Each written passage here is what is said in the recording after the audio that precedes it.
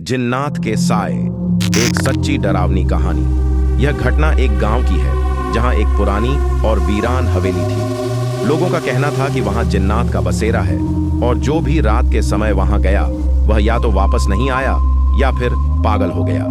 गांव का लड़का अहमद एक बहादुर युवक था जो इन कहानियों पर ज्यादा यकीन नहीं करता था।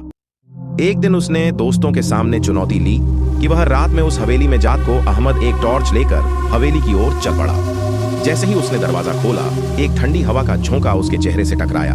अंदर घना अंधेरा था, दीवारों पर पुरानी तस्वीरें और जाले लगे हुए थे। जैसे ही वह अंदर बढ़ा, उसे लगा कि कोई उसके पीछे चल रहा है। उसने मुड़कर देखा, लेकिन वहां कोई नहीं था। अचानक एक जोरदार आवाज आई, वापस चले जाओ।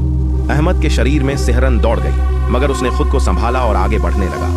भयावह दृश्य वह एक बड़े हॉल में पहुंचा जहां एक पुरानी कुर्सी झूल रही थी, जैसे कोई उस पर बैठा हो।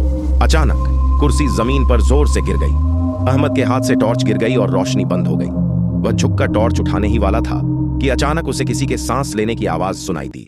जब उसने सिर उठाया तो उसने देखा कि सामने एक साया खड़ा था, लाल आंखें, लंबे नाखून और धुएं जैसी आकृति। भागने की कोशिश अहमद ने जोर से चीख मारी और दरवाजे की ओर भागा, मगर दरवाजा अपने आप बंद हो चुका था।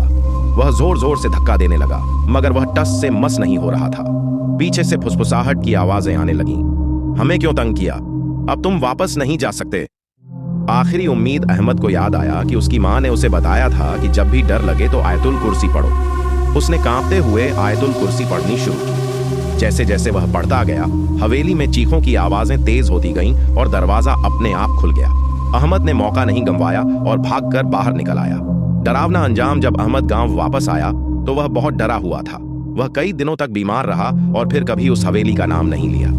कुछ समय बाद हवेली को गिरा दिया गया, मगर गांव के लोग आज भी कहते हैं कि रात के समय वहां फुसफुसाहट और चीखों की आवाजें सुनाई देती हैं। सीख: कभी भी ऐसी जगहों पर मत जाओ जहां जिन्नात या अलौकिक शक्तियों के बारे में मशहूर हो, और हमेशा अल्लाह का जिक्र करते रहो ताकि हर बुरी चीज से सुरक्षित रहो।